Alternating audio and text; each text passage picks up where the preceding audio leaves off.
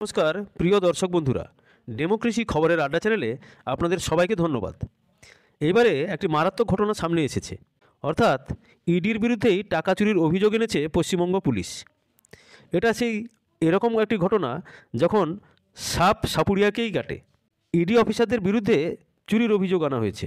কারণটা কি না, গত 5ই জানুয়ারি শেখ শাহজাহানের বাড়িতে যখন তল্লাশি অভিযান করতে গিয়েছিলেন কেন্দ্রীয় তদন্তকারী সংস্থা ইডি, সেই সময় তারা নাকি 1,35,000 টাকা চুরি করেছে। শেখ শাহজাহানের বাড়ির কেয়ারটেকার এই অভিযোগ দায়ের করা ইতিমধ্যে সঙ্গে সঙ্গে পশ্চিমবঙ্গ পুলিশ একদম সময় নষ্ট না করে এফআইআর দায়ের করে দিয়েছে।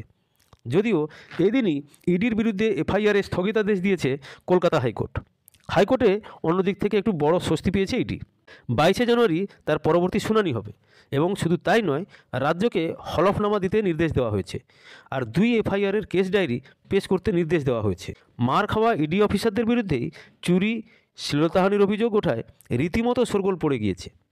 পুলিশের কাছে শাহজাহান শেখের কেয়ারটেকার দিদার বক্স মোল্লার করা অভিযোগে সেখানে উল্লেখ করা হয়েছে যে 1,35,000 টাকা চুরি করেছে ইডি, আর তাই মামলা রুজু হয়েছে 447, 448 অর্থাৎ ট্রেসপাসিং মানে ঘরের সামনে দিয়ে যাওয়া, 427 সম্পত্তির ক্ষতি করা, 479 চুরি করা, 506 ভয় দেখানো এবং 34 ধারায় মিলিত অভিসন্ধি করে ইডি গোলমাল পাকাতে গিয়েছিল শেখ শাহজাহানের বাড়িতে। আর তাই 5ই জানুয়ারি নেজার থানাতে দায়ের করা হয় অভিযোগ, আর 7ই জানুয়ারি মামলা রুজু করা হয়। এখন ইডির অফিসারদের প্রশ্ন যে বাড়িতে ঢুকতেই পারল না টিম, সেখানে চুরির অভিযোগ কিসের ভিত্তিতে দায়ের করলো পুলিশ? এখন আমরাও পশ্চিমবঙ্গবাসী হিসেবে রোজই এই একই ধরনের চিত্র দেখতে দেখতে একটা জিনিস বোঝা যাচ্ছে যে যারা যে সমস্ত পুলিশ অফিসাররা তারা ইডি এবং সিবিআইয়ের বিরুদ্ধে দ্রুত তদন্ত এফআইআর করতে পারবে এবং দ্রুত তদন্ত চালাতে পারবে, তাদের তত তাড়াতাড়ি প্রমোশন হবে, সেটা রাজীব কুমারকে দেখলেই বোঝা যায়। এদিন হাইকোর্টের শুনানিতে ইডির তরফে বলা হয় এটা একটা বিরাট দুর্নীতি, রেশন দুর্নীতি, একটা বিরাট মাপের দুর্নীতি। 2টি বাড়িতে তল্লাশি চালাতে যাওয়া হয়েছিল আর ইডির বিরুদ্ধে মিথ্যা অভিযোগ করা হচ্ছে। ইডি তল্লাশিতে গিয়ে বরং আক্রান্ত হয়েছে, রক্তাক্ত হয়েছে, হসপিটালেও ভর্তি হতে হয়েছে। তখনই বিচারপতি জানতে চান যে আচ্ছা, ইডির বিরুদ্ধে অভিযোগকারী কে? তখন ইডি জানান যে দিদার বক্স মোল্লা, ওই বাড়ির কেয়ারটেকার। কেন্দ্রীয় তদন্তকারী সংস্থা জানায় ইডি তল্লাশিকে প্রশ্নে মুহূর্তে এমন মিথ্যা এবং ভিত্তিহীন অভিযোগ করা হয়েছে, শ্লীলতাহানি, হুমকি, জোর করে বাড়িতে ঢোকার মতো ধারা এফআইআর করা হয়েছে ইডির বিরুদ্ধে। বিচারপতি এরপর বলেন ঠিক আছে, 1,35,000 টাকা চুরি হয়েছে শেখ শাহজাহানের বাড়িতে, বাচ্চাদের মারধর করা হয়েছে, মহিলাদের সম্ভ্রমহানি হয়েছে, গুরুত্বপূর্ণ অভিযোগ, কিন্তু সেই অভিযোগ খতিয়ে দেখবে না পুলিশ? তার পুলিশকর্মী পিনাকির নিয়ে আসা তথ্য না দেখেই এফআইআর করা হলো।